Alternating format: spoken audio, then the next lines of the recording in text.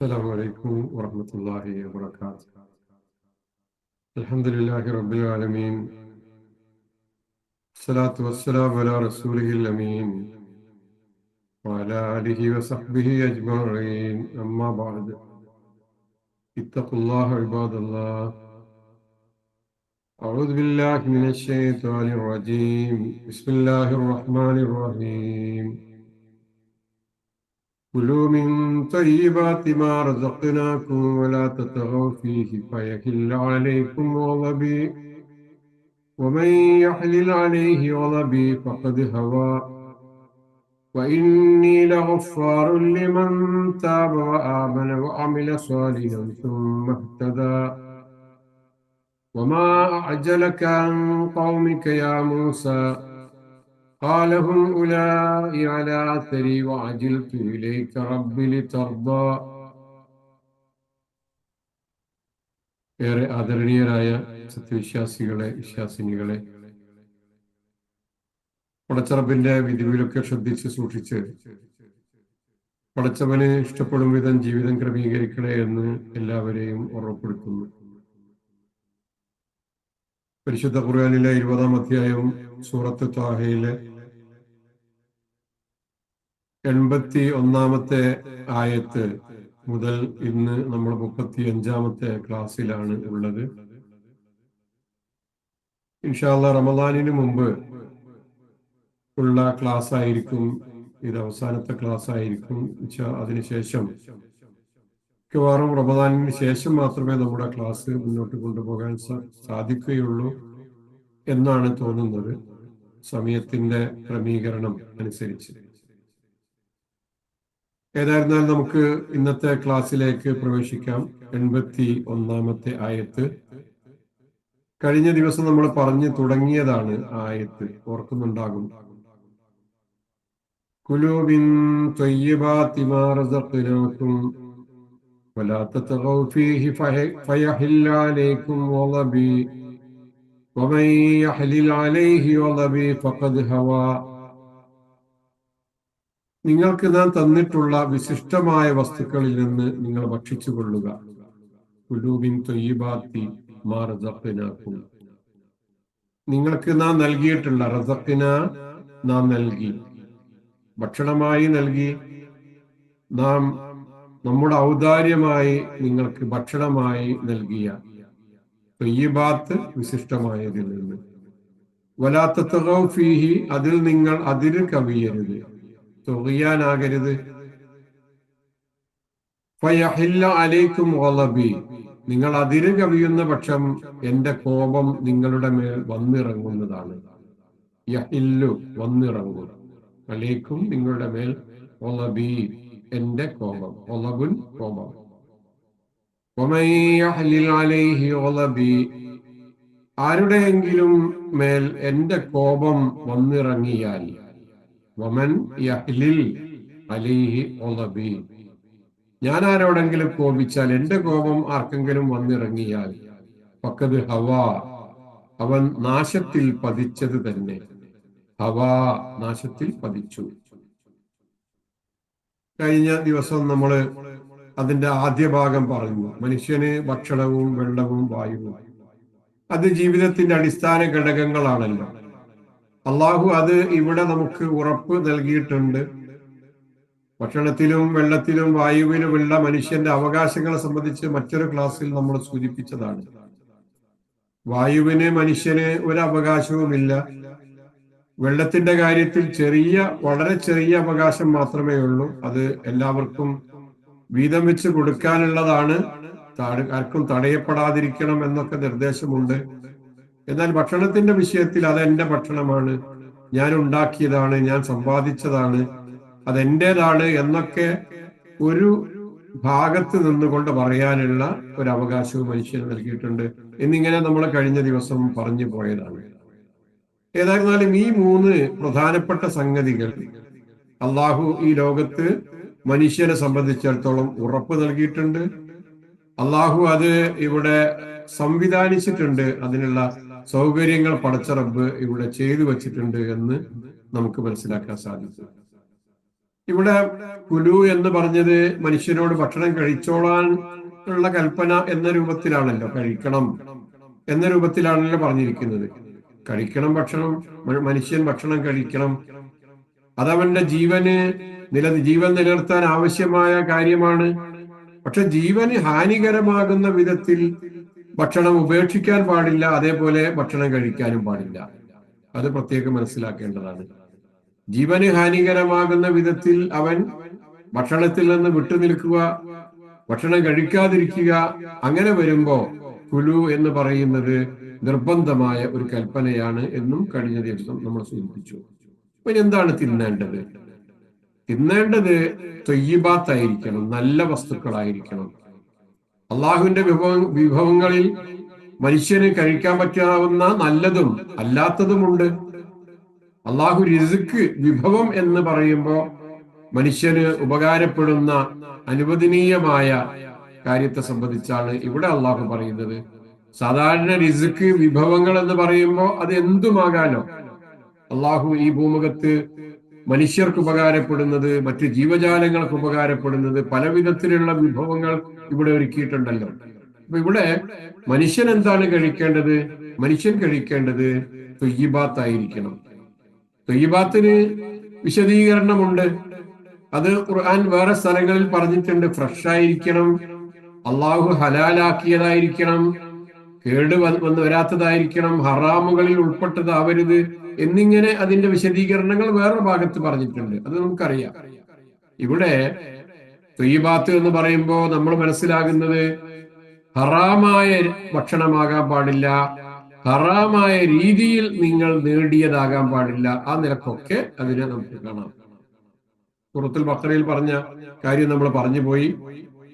അള്ളാഹ് നിങ്ങളുടെ ഭക്ഷണ വിഷയത്തിൽ നിങ്ങൾ അതിര് കവിയരുത് എന്ന് പറയുമ്പോ ഖുർആൻ തന്നെ പറഞ്ഞത് വമാ ദലംനാഹും വലാകിൻ കാനൂ അൻഫുസഹും യദ്ലിമൂൻ.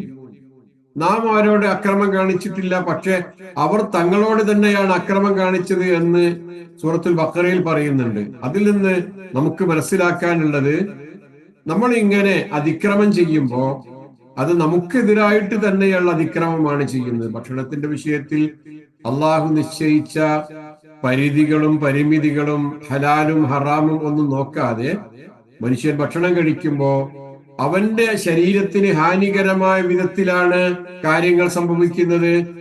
അപ്പൊ ഓരോരുത്തർ, അള്ളാഹു അല്ല മനുഷ്യനോട് അക്രമം ചെയ്യുന്നത്, മനുഷ്യൻ തന്നെയാണ് അവന്റെ നഫ്സിനോട് അതിക്രമം കാണിച്ചു കൊണ്ടിരിക്കുന്നത് എന്ന് ഖുർആൻ പറയുന്നുണ്ട്. തുഗയാൻ എന്ന് പറയുമ്പോ വളരെ വിശാലമായ അർത്ഥമുള്ള ഒരു വാക്കാണ് എന്ന് നമ്മൾ പറഞ്ഞു. വലാത്ത തുഗൗ, നിങ്ങൾ അതിക്രമം കാണിക്കരുത് എന്ന് പറയുമ്പോ ഏത് കാര്യത്തിലും പരിധി വിടുന്നത് അതിക്രമമാണ്. നമ്മൾ ഫറോവയുടെ ചരിത്രം പഠിച്ചിട്ടാണല്ലോ ഇപ്പൊ ഇങ്ങോട്ട് വരുന്നത്.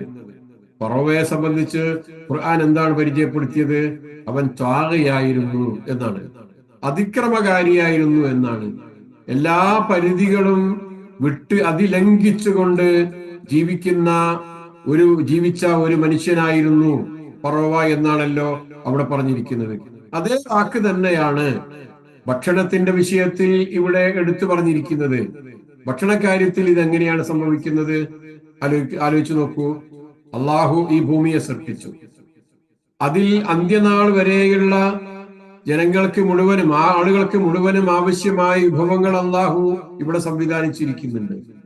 അള്ളാഹു തന്നെ പറഞ്ഞത് വബാറക ഫീഹ വഖദ്ദറ ഫീഹ അഖ്വാതഹ എന്നാണ്.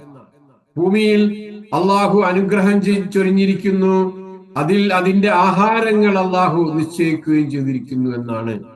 ഭൂമിയുടെ വിവിധ ഭാഗങ്ങളിൽ താമസിക്കുന്ന ആളുകൾക്ക് അവർ താമസിക്കുന്ന കാലാവസ്ഥയും പ്രകൃതിയും ഒക്കെ അനുസരിച്ച് അവിടങ്ങളിൽ അവർക്ക് കഴിക്കാവുന്ന രൂപത്തിലുള്ള ഭക്ഷണങ്ങൾ അള്ളാഹു സംവിധാനിച്ചിരിക്കുന്നു. നമ്മുടെ നാടുകളിലുള്ള ഭക്ഷണമല്ല വിദേശ നാടുകളിലുള്ള ആളുകൾക്ക് ഭക്ഷണമായി വരുന്നത്. വ്യത്യാസങ്ങൾ ഉണ്ടാകാം. ശരീരപ്രകൃതി അനുസരിച്ച്, കാലാവസ്ഥ അനുസരിച്ച് അവിടങ്ങളിലൊക്കെ അതിൻ്റെതായ വ്യത്യാസങ്ങൾ ഉണ്ടാകും. അള്ളാഹു കഴിഞ്ഞ കാലക്കാർക്ക് മാത്രമല്ല ഭക്ഷണം ഏർപ്പാട് ചെയ്തത്, നമ്മൾ ജീവിക്കുന്ന വർത്തമാന കാലഘട്ടത്തിലുള്ള ആളുകൾക്ക് മാത്രമല്ല, വരും കാലക്കാർക്കും അള്ളാഹു ഈ ഭൂമുഖത്ത് ഭക്ഷണം ഒരുക്കിയിട്ടുണ്ട്. അതുകൊണ്ട് തന്നെ വരും കാലക്കാർക്ക് ഉപകാരപ്പെടാത്ത വിധത്തിൽ ഭക്ഷണത്തെ സമീപിക്കുന്നത്, അതിനെ കേടുപാടുകൾ വരുത്തുന്നത്, വരും നാളുകളിൽ ഉപയോഗിക്കാൻ പറ്റാത്ത വിധത്തിൽ ഇവിടെ കാര്യങ്ങളെ മനുഷ്യൻ അപകടപ്പെടുത്തുന്നത് അനുവദനീയമായ കാര്യമല്ല. അതും എന്ന അതിക്രമം ചെയ്യരുത് എന്നതിന്റെ മുമ്പിൽ വരുന്നു. അപ്പോ ഇവിടെ സ്രഷ്ടാവായ അള്ളാഹു നമുക്ക് വിഭവങ്ങളും നമ്മുടെ ജീവിതത്തിന്റെ അടിസ്ഥാനപരമായ ഒരുപാട് ഘടകങ്ങളും സൃഷ്ടിച്ചു തന്നു. ഈ വിഭവങ്ങൾക്കും അള്ളാഹു ഇവിടെ സൃഷ്ടിച്ചു തന്ന വിവിധ ഘടകങ്ങൾക്കും അവൻ ഹലാൽ എന്ന പേരിൽ ചില പരിധികൾ നിശ്ചയിച്ച് വളരെ വ്യക്തമായി കാര്യങ്ങൾ നമ്മളെ പഠിപ്പിച്ചു തന്നു. ഹലാലായ വിഷയങ്ങളുണ്ട്. ആ വിഷയങ്ങൾ ഏതാണ് എന്ന് അള്ളാഹു ഓരോ വിഭവങ്ങളെ സംബന്ധിച്ച് പരാമർശിച്ചുകൊണ്ട് അവിടെ അള്ളാഹു നമുക്ക് പഠിപ്പിച്ചു തന്നിരിക്കുന്നുണ്ട്. അപ്പൊ അതിനാൽ തന്നെ ഈ ഹലാൽ എന്ന അത് അതിലംഘിച്ചുകൊണ്ട് മനുഷ്യൻ ഭക്ഷണപാനീയങ്ങളിൽ അതിക്രമം കാണിക്കാൻ പാടില്ല. ഇതാണ് ഇതിന്റെ ഈ വിശദീകരണത്തിന്റെ ആകത്തുക. ഒന്നും കൂടി നോക്കൂ. ഇവിടെ നമ്മൾ ഹലാലും ഹറാമും നോക്കണമെന്ന് പറയുന്നത് എന്തുകൊണ്ടാണ്? ഇവിടെ ഹലാലുണ്ട്, ഹറാമുണ്ട്. ഭക്ഷണത്തിന്റെ വിഷയത്തിൽ കഴിക്കാൻ പറ്റുന്നതും കഴിക്കാൻ പറ്റാത്തതുമുണ്ട്, കുടിക്കാൻ പറ്റുന്നതും കുടിക്കാൻ പറ്റാത്തതുമുണ്ട്. മനുഷ്യൻ നിർമ്മിച്ച ഒരു യന്ത്രം, ആ യന്ത്രങ്ങൾക്ക് അതിൻ്റെതായ ഇന്ധനമുണ്ടല്ലോ. ആ ഇന്ധനം അത് ഉപയോഗിച്ചെങ്കിൽ മാത്രമേ, അത് കുടിച്ചെങ്കിൽ, അത് ഭക്ഷിച്ചെങ്കിൽ മാത്രമേ ആ ഒരു യന്ത്രം പ്രവർത്തിക്കുകയുള്ളൂ. ഉദാഹരണത്തിന്, വിമാനത്തിൽ ഒരു മനുഷ്യൻ പെട്രോളിന് പകരം ഡീസൽ ഒഴിച്ചാൽ അത് പറക്കും. അതിനനുസരിച്ചുള്ള ഒരു ഡീസൽ ഒഴിച്ച് പ്രവർത്തിക്കാൻ പറ്റാവുന്ന വിധത്തിലല്ല അത് നിർമ്മിക്കപ്പെട്ടിരിക്കുന്നത്. അപ്പൊ അതിന് ഓരോന്നിനും ഓരോന്നിൻ്റെതായ ചില സ്വഭാവങ്ങളുണ്ട്. മനുഷ്യന്റേതായ ചില ഗുണങ്ങളുണ്ട്. അതിനനുസരിച്ചുള്ള ഭക്ഷണക്രമമാണ് മനുഷ്യനോട് സ്വീകരിക്കാൻ വേണ്ടി അള്ളാഹു ആവശ്യപ്പെട്ടിരിക്കുന്നത് എന്ന്. അപ്പൊ നമ്മുടെ ജീവിതത്തിന്റെ അടിസ്ഥാന ഘടകങ്ങളിലുള്ള പരിധി എന്ന് പറയുന്നത് ഏതുപയോഗിക്കണം എന്നതിനെ സംബന്ധിച്ച് നമ്മൾ ആലോചിക്കുമ്പോൾ അവിടെ ഒരു പെട്രോൾ ഉപയോഗിക്കുന്ന ഒരു വാഹനത്തിന് ഡീസൽ അത് നമ്മൾ ഒഴിച്ചു കൊടുത്തുകൂടാ എന്നതുപോലെ തന്നെ നമ്മൾ ഉപയോഗിക്കുന്ന ഭക്ഷണങ്ങളിൽ ഹലാൽ എന്ന ആ സംഗതി മാത്രമേ ഉപയോഗത്തിൽ വരാവൂ. ഹറാമുകളൊന്നും കടന്നു വരാൻ പാടില്ല. അപ്പൊ അള്ളാഹു അനുവദിച്ചതും നിരോധിച്ചതും നാം പരിശോധിച്ചാൽ അടിസ്ഥാനപരമായി എല്ലാ കാര്യങ്ങളും ഹലാലാണ് എന്നാണല്ലോ നമ്മൾക്ക് മനസ്സിലാക്കാൻ സാധിക്കുന്നത്. കാരണം ഹറാമുകളെ സംബന്ധിച്ച് അള്ളാഹു എണ്ണി എണ്ണി നമ്മളോട് പറഞ്ഞു തന്നിട്ടുണ്ട്. അത് വളരെ കുറച്ച് മാത്രമേ ഉള്ളൂ.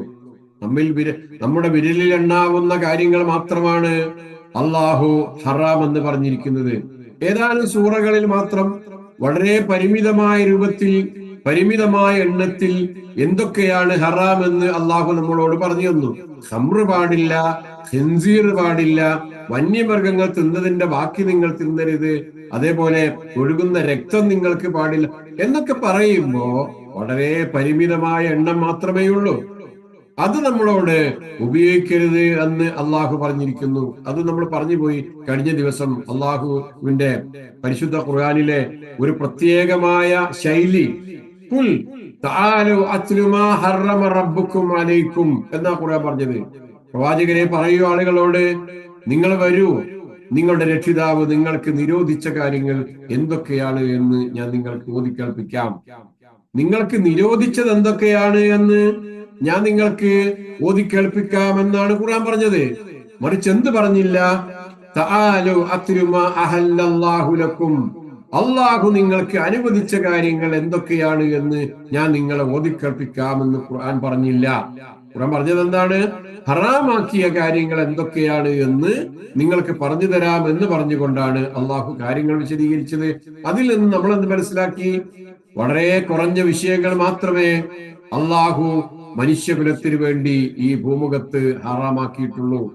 അധികവും മനുഷ്യന്റെ മുമ്പിൽ ഹലാലുകളാണ്. ആ ഹലാലുകളെ സംബന്ധിച്ച് എണ്ണി എണ്ണി പറഞ്ഞില്ല. മറിച്ച് ഹറാമുകളെ അവന്റെ വിരലിൽ എണ്ണാവുന്ന വിധത്തിൽ വളരെ കൃത്യമായും ക്ലിപ്തമായും അള്ളാഹു മനുഷ്യന്റെ മുമ്പിൽ വിശദീകരിച്ചു നൽകുകയും ചെയ്തു. ഇവിടെ നിങ്ങളുടെ നാഥൻ നിങ്ങൾക്ക് നൽകിയത് ശുദ്ധമായ ഹലാലായ വിഭവങ്ങളാണ്. അതാണ് നിങ്ങളുടെ ഇന്ധനവും നിങ്ങളുടെ ജീവിതത്തിന്റെ അടിസ്ഥാന ഘടകങ്ങളും. അതിലൂടെയാണ് നിങ്ങളുടെ നിലനിൽപ്പും പ്രവർത്തനശേഷിയും അതിനാൽ കൂടുതൽ ഹലാലുകൾ ഉപേക്ഷിച്ച് കുറഞ്ഞതും എണ്ണിത്തിട്ടപ്പെടുത്താൻ കഴിയുന്നതുമായ ഹറാമുകളിലേക്ക് നിങ്ങൾ പോകരുത് എന്ന നിർദ്ദേശമാണുള്ളത്. ഒന്നുകൂടെ നമ്മൾ പറഞ്ഞാല്, അള്ളാഹു ഇവിടെ സൃഷ്ടിച്ചിരിക്കുന്നത് ശുദ്ധമായ ഹലാലായ വിഭവങ്ങളാണ്. അതിലാണ് നിങ്ങളുടെ ജീവിതം, അതിലാണ് നിങ്ങളുടെ ഇന്ധനം, അതിലാണ് നിങ്ങളുടെ നിലനിൽപ്പ്, അതിലൂടെയാണ് നിങ്ങളുടെ പ്രവർത്തന ശേഷി. അപ്പൊ ആ ഹലാലുകൾ ഒഴിവാക്കിയിട്ട് വളരെ കുറഞ്ഞതും എണ്ണിത്തിട്ടപ്പെടുത്താൻ കഴിയുന്നതുമായ ഹറാമുകളിലേക്ക് നിങ്ങൾ പോകല്ലേ.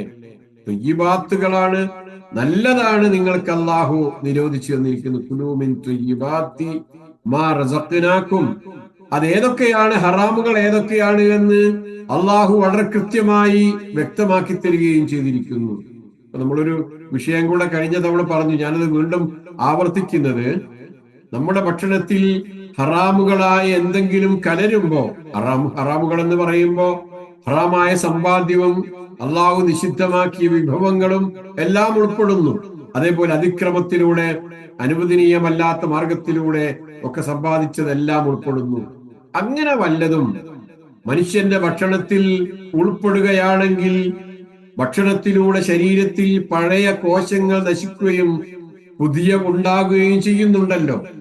അങ്ങനെ നടക്കുന്ന ആ പ്രക്രിയയിൽ എന്താ സംഭവിക്കുക?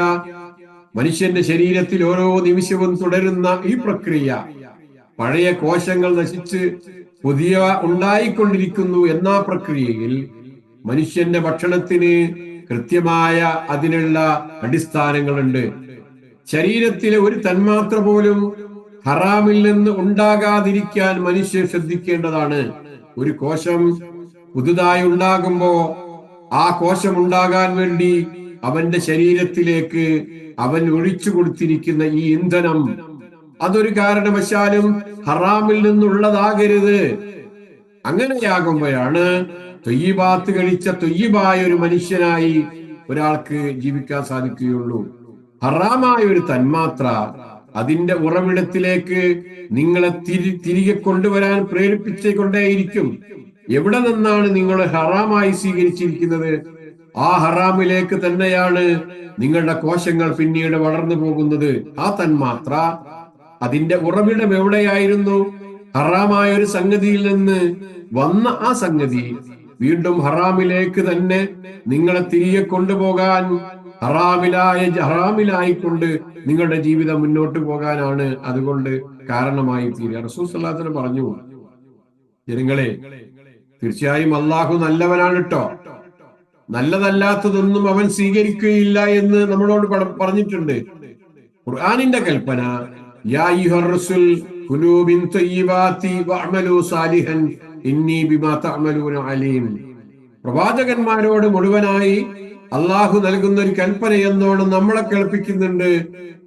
ഹേ ദൂതന്മാരെ, നല്ല വസ്തുക്കളിൽ നിന്ന് ഭക്ഷിക്കുകയും സൽക്കർമ്മങ്ങൾ ചെയ്യുകയും ചെയ്യുക. തീർച്ചയായും നിങ്ങൾ ചെയ്യുന്നതിനെ കുറിച്ച് ഞാൻ അറിയുന്നവനാണ്. അപ്പോ നല്ല ഭക്ഷണവും നല്ല പ്രവൃത്തിയും എന്നാണ്. ത്വയ്യിബാത്തായ ഭക്ഷണവും സ്വാലിഹായ പ്രവർത്തനങ്ങളും, ഇതാണ് മനുഷ്യരെ സംബന്ധിച്ചിടത്തോളം അനുഗുണമായിട്ടുള്ളത്. അതാണ് അവരുടെ ജീവിതത്തിൽ ഉണ്ടാകേണ്ടത്. ഒരു സംഭവം ഉണ്ടല്ലോ, റസൂൽ സല്ലല്ലാഹു അലൈഹി വസല്ലം പറഞ്ഞത് നമ്മളൊക്കെ സാധാരണ കേൾക്കുന്നത്, ഇപ്പൊ ഇവിടെ സന്ദർഭോചിതം നമുക്ക് എടുത്ത് ഉപയോഗിക്കാൻ പറ്റാവുന്ന ഒരു സംഭവമല്ലേ. എന്താ അത്? ഒരു മനുഷ്യനെ കുറിച്ച് റസൂൽ സല്ലല്ലാഹു അലൈഹി വസല്ലം പറയുന്നുണ്ട്, അയാൾ ദീർഘ യാത്ര ചെയ്ത മുടിയും പൊടിയും പിടിച്ച ഒരു മനുഷ്യനാണ്.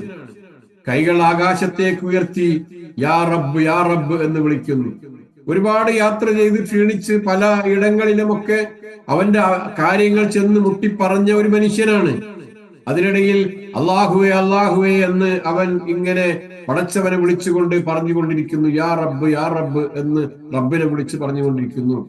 അപ്പൊ ഇവിടെ റബ്ബിനോടുള്ള ബന്ധം അവന് ശരിയാകണമെങ്കിൽ അവൻ ഇവിടെ അവന്റെ അടിസ്ഥാനപരമായി അവന്റെ ശരീരത്തിൽ അവൻ നിറച്ചുകൊണ്ടിരിക്കുന്ന ഇന്ധനം എന്താണ് എന്ന് അവൻ പരിശോധിക്കേണ്ടതുണ്ട്. അതാ പിന്നീട് റബ്ബ് അള്ളാഹുവിന്റെ പ്രവാചകൻ സല്ലല്ലാഹു അലൈഹി വസല്ലം ഇവിടെ പറയുന്നത്, എന്നാൽ അങ്ങനെ യാ റബ്ബ് എന്ന് വിളിക്കുന്നവന്റെ ഭക്ഷണം ഹറാമാണ്, അവന്റെ പാനീയം ഹറാമാണ്, അവന്റെ വസ്ത്രം ഹറാമാണ്, ഹറാം കൊണ്ടാണ് അവൻ പോറ്റപ്പെട്ടത്. അങ്ങനെയുള്ളവന് എങ്ങനെയാണ് ഉത്തരം ലഭിക്കുക? നമ്മള് കുട്ടികൾക്ക് ഭക്ഷണം കൊടുക്കുമ്പോ, അവർക്ക് വെള്ളം കൊടുക്കുമ്പോ, അവർക്ക് വസ്ത്രം വാങ്ങിക്കൊടുക്കുമ്പോ അതിലൊക്കെ ഹറാമുകളാണ് ഉള്ളതെങ്കിൽ, ഹറാമിന്റെ സമ്പാദ്യമാണെങ്കിൽ, ഹറാമായതാണ് അവർക്ക് ഉപയോഗിക്കാൻ നൽകുന്നതെങ്കിൽ ഈ പറഞ്ഞത് എല്ലാവർക്കും അത്തരത്തിൽ ആളുകൾക്ക് ബാധകമാണ്. എന്താ കാര്യം? അവൻ പോറ്റപ്പെടുന്നത്, അവൻ വളരുന്നത് ഒക്കെ ഈ ഹറാമുകളിലാണല്ലോ. അവർ വളരുന്നത് ഈ ഹറാമുകളിലാണല്ലോ. അങ്ങനെയുള്ളവർക്ക് എങ്ങനെയാണ് ഉത്തരം ലഭിക്കുക എന്നാണ് അള്ളാഹുവിന്റെ പ്രവാചക സല്ലല്ലാഹു അലൈഹി വസല്ലം ചോദിക്കുമ്പോൾ, കൈഫ യുസ്തജാബ്? അവന്റെ മത്അമുഹു ഹറാം മൽബസുഹു ഹറാം, അവന്റെ എല്ലാം തന്നെ മശ്റബുഹു ഹറാം, എല്ലാം തന്നെ ഹറാമായിരിക്കെ അവൻ പിന്നെ യാ റബ്ബ് യാ റബ്ബ് എന്ന് വിളിക്കുന്നതിൽ എന്തടിസ്ഥാനമുള്ളത്?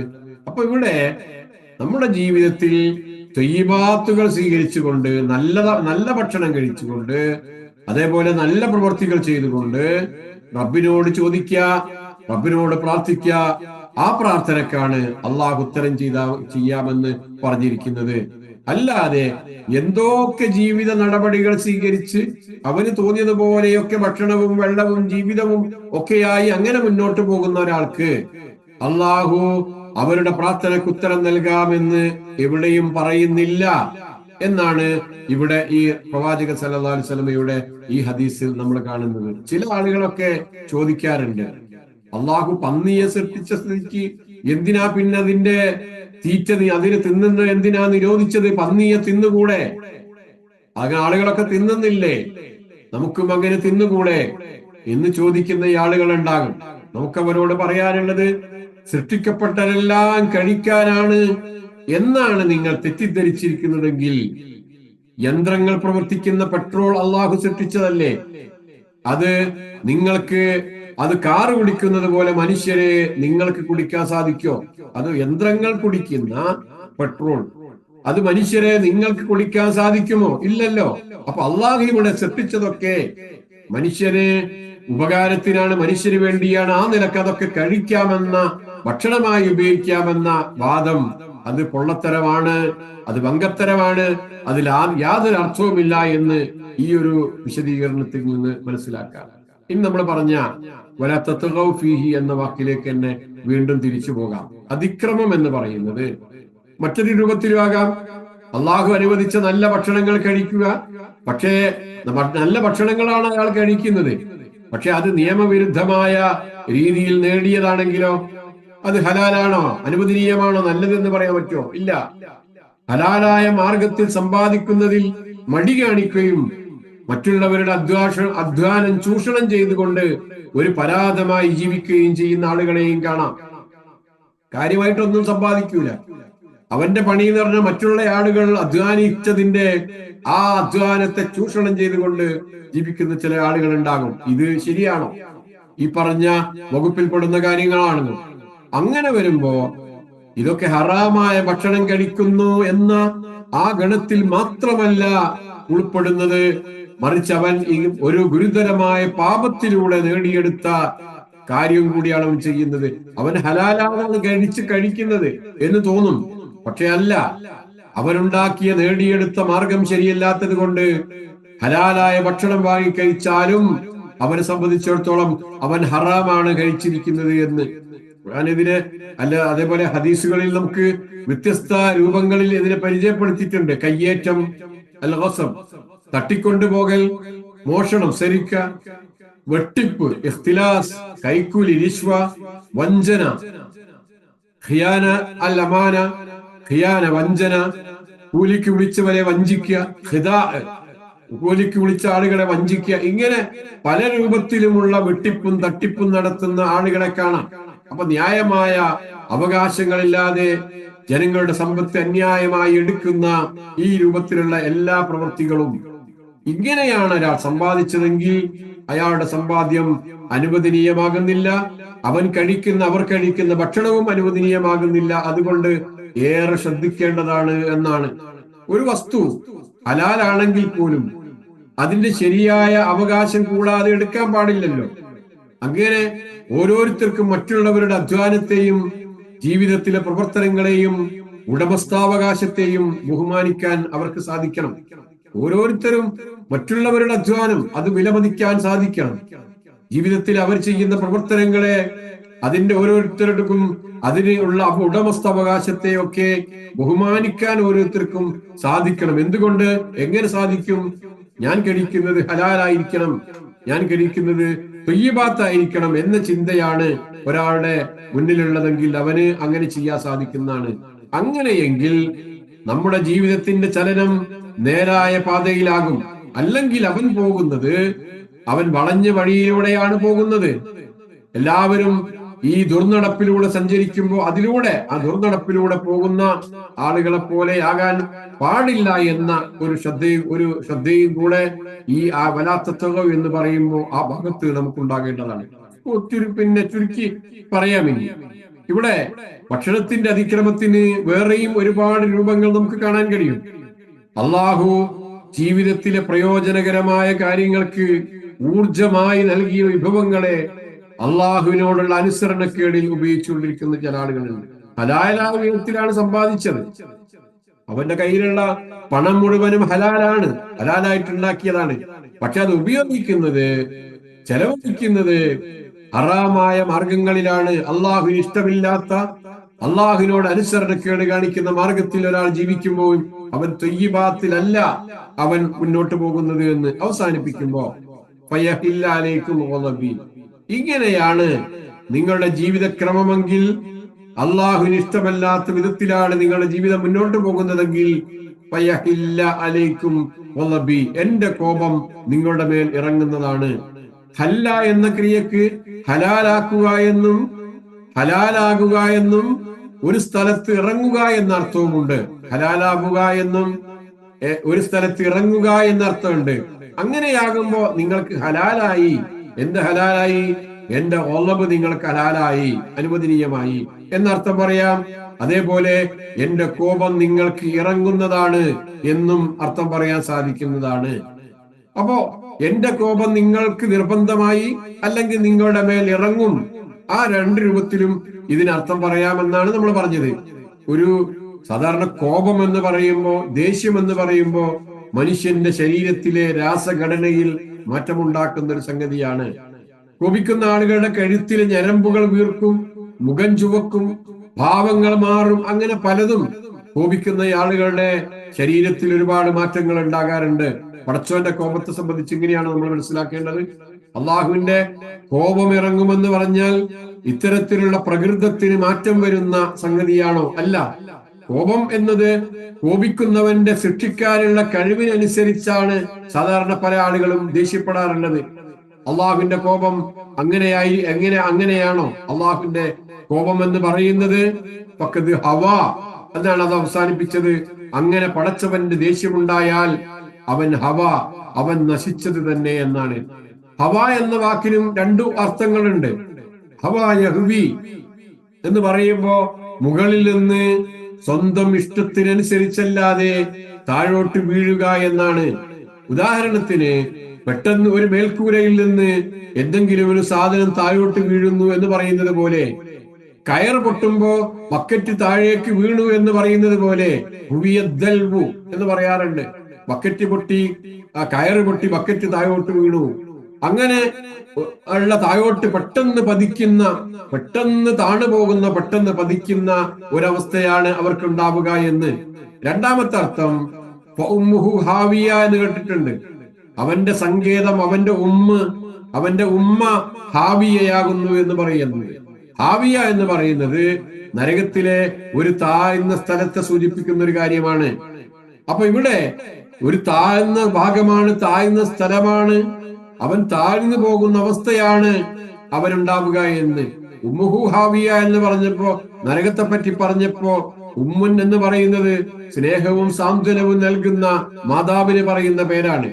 ഇവിടെ നരകത്തിൽ അവന് സ്നേഹവും സാന്ത്വനവും ലഭിക്കേണ്ട ഇടമായിട്ട് എന്താണുള്ളതെന്ന് അറിയാമോ? ഹാവിയയാകുന്നു. നരകത്തിലെ താഴ്ന്നു കിടക്കുന്ന, താഴോട്ട് വീണു പോണ പെട്ടെന്ന് വീണുപോയി നിന്നിട്ട് നരകത്തിന്റെ താഴ്ന്ന സ്ഥലത്ത് എത്തിപ്പെടുന്ന രൂപത്തിലുള്ള ഒരു സങ്കേതമാണ്, ഒരു തരത്തിലുള്ള ശിക്ഷയാണ് അവനുള്ളത് എന്നാണ് അതിനുള്ള അർത്ഥം. ഇവിടെ അള്ളാഹുവിന്റെ കോപം വമയ്യഹ്ലിൽ ആർക്കെങ്കിലും അള്ളാഹുവിന്റെ കോപം വന്നിറങ്ങിക്കഴിഞ്ഞാൽ അവൻ നാശത്തിൽപ്പെട്ടത് തന്നെ, അവൻ നാശത്തിൽ പതിച്ചത് തന്നെ. ഇതേപോലെ ഈ നരകത്തിന്റെ അടിത്തട്ടിൽ പതിക്കുന്നത് പോലെ അവിടെ നിന്ന് പിന്നീട് രക്ഷപ്പെടാൻ കഴിയാതെ പൊങ്ങി വരാൻ കഴിയാത്ത അവസ്ഥയിലാണ് മനുഷ്യനെ സംബന്ധിച്ചിടത്തോളം ഉണ്ടാവുക എന്ന്. അപ്പൊ ഇവിടെ മനുഷ്യർക്ക് വേണ്ടി, പ്രത്യേകിച്ച് സത്യവിശ്വാസികൾ ശ്രദ്ധിക്കേണ്ടത് അവർക്ക് വേണ്ടിയുള്ള ഉപദേശങ്ങളും പാഠങ്ങളുമാണ് അള്ളാഹു നൽകിക്കൊണ്ടിരിക്കുന്നത്. നമ്മൾ അടുത്ത ആയത്തിലേക്ക് പോകാൻ സമയമുണ്ടെന്ന് തോന്നുന്നില്ല. മനുഷ്യൻ പലതരത്തിലുള്ള മാറ്റങ്ങൾക്ക് വിധേയമാണ്. സുഖവും രോഗവും സമ്പത്തും ദാരിദ്ര്യവും അവന്റെ ജീവിതത്തിൽ മാറി മറിഞ്ഞു വന്നുകൊണ്ടിരിക്കും. അവനിലുള്ളതെല്ലാം അള്ളാഹു നൽകിയതാണ്. എന്തായിരുന്നാലും കുലൂമിൻ ത്വയ്യിബാത്തി മാ റസഖ്നാക്കും, അവനിലുള്ളതെല്ലാം അള്ളാഹു നൽകിയതാണ്. സ്വന്തമായി അവനെ സംബന്ധിച്ചിടത്തോളം ഒന്നും തന്നെയില്ല. അതുകൊണ്ട് മനുഷ്യൻ വിചാരിക്കേണ്ടത് അവന്റെ ജീവിതത്തിൽ ഏതെങ്കിലും അനുഗ്രഹങ്ങൾ അവന് തടയപ്പെടുമ്പോ, അവന് നഷ്ടപ്പെടുമ്പോ അവൻ ദുഃഖിക്കരുത് എന്നാണ്. കാരണം അത് നിലനിൽക്കുകയോ ശാശ്വതമാവുകയോ ചെയ്യാത്ത സംഗതികളല്ലേ. ആ അനുഗ്രഹങ്ങൾ എന്തെങ്കിലും ഒരിക്കൽ നശിച്ചു പോകാനുള്ളതല്ല, തീർന്നു പോകാനുള്ളതല്ലേ. അപ്പൊ അതിന്റെ പേരിൽ നിങ്ങൾ ആസ്വാദ്യകരമായ ജീവിതത്തിന്റെ ഉന്നതിയിലെത്തിയാൽ പോലും അതിന്റെ നാശമല്ലാതെ മറ്റെന്താണ് ഇവിടെ പ്രതീക്ഷിക്കാനുള്ളത്? വലിയ ഉന്നതി, ജീവിതത്തിന്റെ ഏറ്റവും പരമോന്നതിയിലെത്തിയാൽ പോലും, ആസ്വാദ്യകരമായ ജീവിതത്തിന്റെ ഏറ്റവും ഉത്തുംഗതയിലെത്തിയാൽ പോലും അതിന്റെ ഒടുക്കം എന്താണ് വരുന്നത്? നാശം തന്നെയാണ് വരുന്നത്. ഇദാ തമ്മ ശൈഉൻ ബദാ നഖ്സുഹു തറക്കബ് സവാലൻ ഇദാ ഖീല തമ്മ. ഒരു കാര്യം പൂർത്തിയായാൽ അതിന്റെ കുറവുകൾ വെളിപ്പെടും. പൂർത്തിയായി എന്ന് പറഞ്ഞാൽ നാശം പ്രതീക്ഷിക്കുക എന്നാണ് കവി പറഞ്ഞത്. ഒരു കാര്യം പൂർത്തിയായി എന്ന് മനസ്സിലാക്കിയാൽ പിന്നീട് അതിന്റെ കുറവുകളാണ് വെളിപ്പെടുന്നത്. അതിൽ കുറവുകൾ എന്തെങ്കിലും ഒക്കെയാണ് സംഭവിക്കുക, അതിന്റെ നാശമാണ് പിന്നീട് സംഭവിക്കുക. അപ്പൊ ആ നിലക്കാണ് ജീവിതത്തിൽ ലഭിച്ചിട്ടുള്ള അനുഗ്രഹങ്ങളെ കാണുന്നത്, ഭക്ഷണങ്ങളെ കാണുന്നത്. ജീവിതത്തിലെ പ്രതീക്ഷകളിലുള്ള മനുഷ്യന്റെ കുറവുകൾ അനുഗ്രഹങ്ങളെ സംരക്ഷിക്കുന്നതിനുള്ള ഒരു രക്ഷാകവചം പോലെയാണ് അവന്റെ പ്രതീക്ഷ. മനുഷ്യന്റെ കുറവുകളെ സംബന്ധിച്ച്, അനുഗ്രഹങ്ങളെ സംബന്ധിച്ച്, ആ അനുഗ്രഹങ്ങളെ സംരക്ഷിക്കാനുള്ള ഒരു രക്ഷാകവചമാണ് ജീവിതത്തിൽ അവനുള്ള പ്രതീക്ഷ എന്നുള്ളത്. പലപ്പോഴും കുറവും ന്യൂനതയും ഒക്കെ അസൂയാലുക്കളുടെ കണ്ണിൽ നിന്ന് മനുഷ്യരെ രക്ഷിക്കുകയാണ് ചെയ്യുന്നത്. നമ്മുടെ ജീവിതത്തിൽ എന്തെങ്കിലും കുറവും ന്യൂനതൊക്കെ ഉണ്ടെങ്കിൽ അസൂയാലുക്കളായ ആളുകളുടെ കണ്ണിൽ നിന്ന് നമ്മളെ രക്ഷപ്പെടുത്തുകയാണ് ചെയ്യുന്നത്. കവി പറഞ്ഞത് ഇങ്ങനെയാ: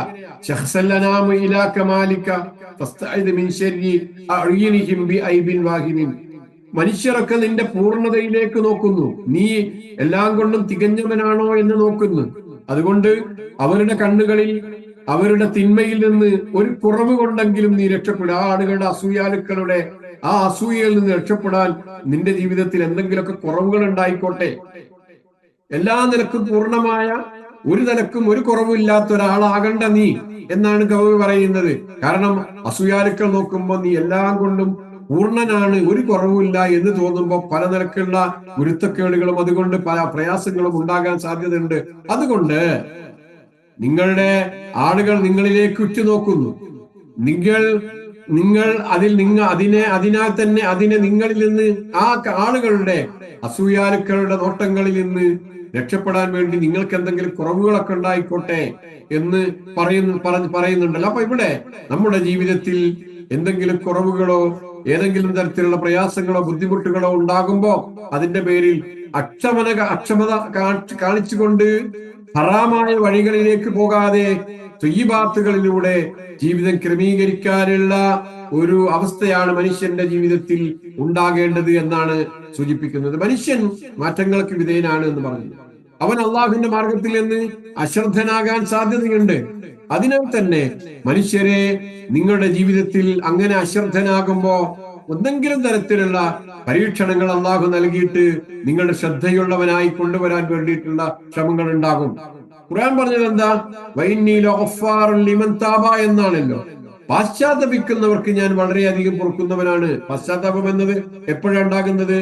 കുറ്റങ്ങൾ ചെയ്ത മനുഷ്യനാണ് അള്ളാഹുലേക്ക് തിരിച്ചു നടക്കുന്നത്. അങ്ങനെ കുറ്റങ്ങൾ ചെയ്ത കുറ്റങ്ങൾ വന്നു പോകും മനുഷ്യന്റെ ജീവിതത്തിൽ. അപ്പൊ അങ്ങനെ കുറ്റങ്ങൾ ചെയ്തു പോയ മനുഷ്യന്റെ പാപങ്ങൾ പൊറുക്കുന്നവനാണ് അള്ളാഹു എന്നാണ് സൂചിപ്പിക്കുന്നത്. ഇവിടെ ഇതൊക്കെ പറഞ്ഞത് എന്തിനാണെന്ന് ചോദിച്ചാൽ, ശരിയായ ഒരു ജീവിത വഴിയിൽ നിന്ന് തെറ്റിപ്പോകാതിരിക്കാനുള്ള മനുഷ്യന്റെ ശ്രദ്ധ ആവശ്യമാണ്. അങ്ങനെ വല്ലതും സംഭവിക്കുമ്പോ അള്ളാഹുവിലേക്ക് തിരിച്ചു നടക്കാനുള്ള മാർഗം, വഴികൾ അവന്റെ ജീവിതത്തിൽ ഉണ്ടാകണം എന്നതിനെ സംബന്ധിച്ചുള്ള സൂചനകളാണ് നൽകിയത്. ഇൻഷാ അല്ലാഹ് അടുത്ത ആയത്തുകൾ അടുത്ത ക്ലാസ്സുകളിലൂടെ നമുക്ക് പറഞ്ഞു പോകാം എന്ന് കരുതുന്നു. അള്ളാഹു നമ്മെ ഈ കേട്ടതും അറിഞ്ഞതുമായ കാര്യങ്ങൾ നമ്മിൽ നിന്ന് സ്വീകരിച്ച് അത് ഒരു നന്മയായ വിധത്തിൽ അള്ളാഹു നമ്മിൽ നിന്ന് സ്വീകരിച്ചുകൊണ്ട് ഈ ലോകത്തും പരലോകത്തും ഒക്കെ അള്ളാഹു അതിന് നമുക്ക് പ്രതിഫലം നൽകി നമ്മെ ഓരോരുത്തരെയും അനുഗ്രഹിക്കുമാറാകട്ടെ. പരിശുദ്ധ റമദാനിനെ നല്ല രൂപത്തിൽ സ്വീകരിക്കുവാനും ആ റമദാനിന്റെ രാപ്പകലുകളിൽ കൃത്യമായി ആരാധനാ കർമ്മങ്ങൾ ചെയ്തുകൊണ്ട് ഏറ്റവും നല്ല വിശ്വാസികളായി ജീവിച്ച് മുന്നോട്ട് പോകാൻ അള്ളാഹു നമ്മെ ഓരോരുത്തരെയും തുണക്കുമാറാകട്ടെ. ജീവിതത്തിൽ സംഭവിച്ചു പോകുന്ന എല്ലാ തെറ്റുകുറ്റങ്ങളും റബ്ബ് നമുക്ക് പുറത്തു തന്ന് അവന്റെ ജന്നാത്തുൽ ഫിർദൗസിൽ അള്ളാഹു നമ്മെ ഉൾപ്പെടുത്തി അനുഗ്രഹിക്കുമാറാകട്ടെ. എല്ലാവിധ സ്വാലിഹായ ആഗ്രഹങ്ങളും ആവശ്യങ്ങളും അള്ളാഹു നമ്മുടെ ജീവിതത്തിൽ നമുക്ക് പൂർത്തീകരിച്ച് നൽകുമാറാകട്ടെ. അല്ലാഹുമ്മ റബ്ബനാ തഖബ്ബൽ മിന്നാ ഇന്നക അൻതസ് സമീഉൽ അലീം വതുബ് അലൈനാ ഇന്നക അൻതത് തവ്വാബുർ റഹീം വഅഫിർ ലനാ യാ ഗഫൂറൽ മുദ്രിബീൻ. ആമീൻ ആമീൻ ബിറഹ്മതിക യാ അർഹമർ റഹീമീൻ വജസാകുമുല്ലാഹു ഖൈർ. അസ്സലാമു അലൈക്കും വറഹ്മത്തുള്ളാഹി വബറകാതുഹു. പ്രാർത്ഥനയിൽ ഉൾപ്പെടുത്തുക. വലൈക്കും അസ്സലാം വറഹ്മത്തുള്ളാഹി വബറകാതുഹു. നോമ്പിന് ക്ലാസ് ഉണ്ടാവില്ല. നോമ്പിൽ സമയം നമുക്ക് ഇവിടെ അവിടെ ഇട്ടേ കൊണ്ടുപോലെ പ്രയാസമായിരിക്കും.